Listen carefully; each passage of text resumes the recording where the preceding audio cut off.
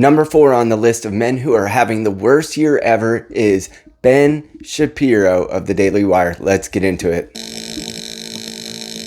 So, when Candace Owens says, "I don't know, but I know," that is retarded. And we are all more retarded for having heard it.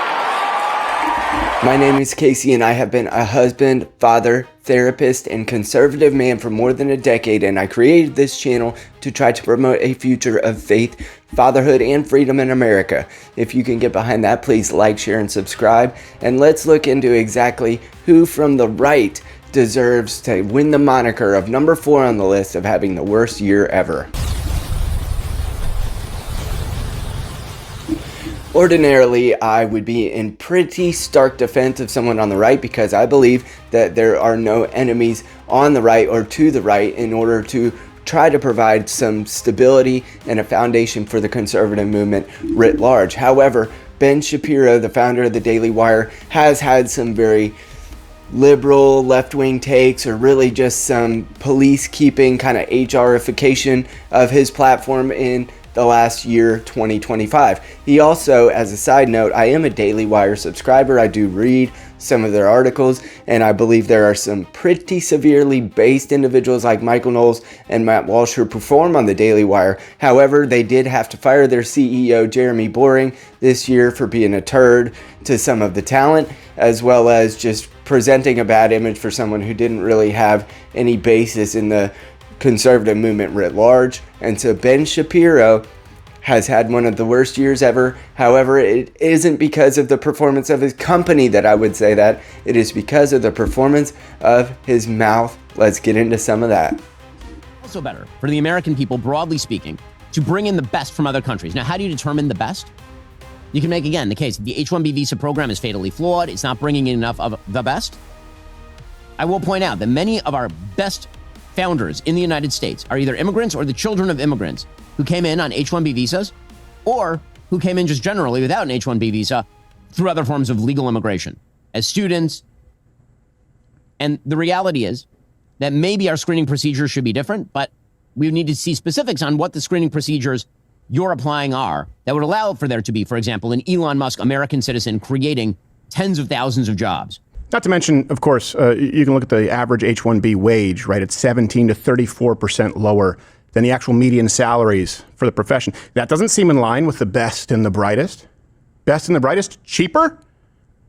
When people say, oh, well, if you want to scrutinize the program, well, when 83% of the H-1Bs that are part of this program are going to low-skilled or entry-level workers, I would say scrutinize anyone who supports the program. Ben Shapiro tried to defend the H-1B visa holding program, saying that essentially Americans weren't talented enough to do the work that the free market economics in America needs. And of course, he is a free market guy. That's part of his brand. I completely understand that. However, he made a very anti-populist sentiment, and it was so anti-populist and truthfully anti-American worker that the Times of India reported it favorably in 2025. If you're a young person and you can't afford to live here, then maybe you should not live here.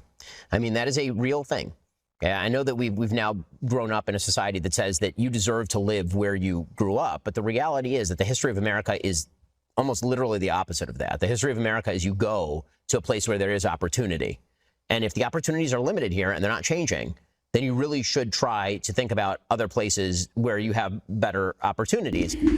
Once Ben Shapiro started talking about those on the woke right who were making, sort of a victim case like Tucker Carlson, Candace Owens, and Nick Fuentes, he came out really hard against those individuals, and he went on the Trigonometry podcast along with a lot of other mainstream media outlets. That's not a mainstream media outlet, but he went on a lot of mainstream media outlets to try to defend his part of what he thinks is the conservative movement. And so he went on Trigonometry, and it was about the housing and affordability crisis that they were talking about, especially in New York, as Zora Mondani was elected. And Ben said, if you can't afford to live in your hometown, just move.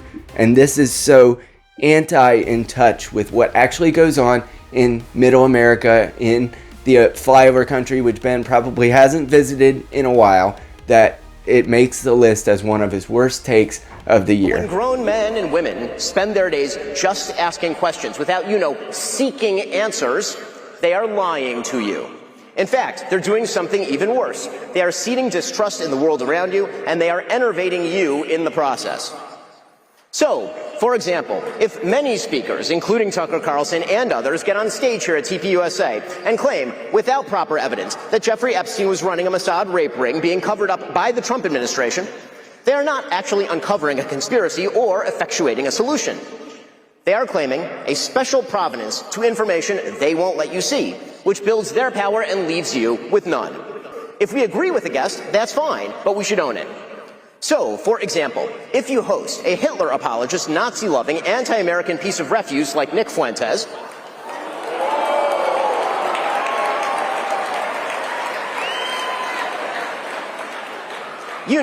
the Nick Fuentes who said that the Vice President of the United States is a, quote, fat gay race traitor married to a Jeet. Now, worst case scenario, and the reason why Ben makes the list as number 4 of having had the worst year ever as a political commentator, he was invited to Amfest to be the first speaker to lead off the event. But what's tricky about this is he wasn't actually on the list of speakers until the Daily Wire made a $1 million donation to Turning Point USA after the death of Charlie Kirk. And so it seems indicative of the reason why he was invited to speak, and the reason why he was first in the lineup was because of the donation that they made. All's fine and dandy in Love and War. I understand, and it's good for them for having made that donation to Turning Point USA. They probably could have and should have done that before he had passed. However, when he got up, he started just throwing gonzo haymakers at the entire conservative movement. And Ben Shapiro made it very clear that he really has a certain desire for who should be in the right and who shouldn't. And he begins taking people like Tucker Carlson to task, Megyn Kelly, Candace Owens, Nick Fuentes, some of which I vehemently disagree with on certain topics and certain takes. However, everyone who speaks into a microphone for 2025 consistently and persistently gets some things right. Ben could platform the great evil that he accuses Megyn Kelly of doing. He could platform these individuals and then give them the opportunity to debate him on the points that he disagrees with them on. Instead, he comes to Amfest and he begins just taking people to task like a big, gigantic HR lady coming in to stomp his way through the conservative movement. However, he has a very Ivy League and coastal understanding of what it is to be within the conservative movement, and people like Tucker Carlson, quite frankly, and maybe Nick Fuentes to the younger people, speak more to what we in flyover country actually see as the problems here on the ground in conservative America. And so, Ben has gotten this one wrong, and he has earned his place next to Hassan Piker in the list of who had the worst 2025. And if you don't want to have a worse 2026, I would really appreciate your support. We're coming up over 2,500 subscribers for this Midwestern Midwit. I greatly appreciate it. Up in number 3, we might actually break the gender divide and bring a woman onto the list. Keep your eye out for who had the worst year 2025, number 3.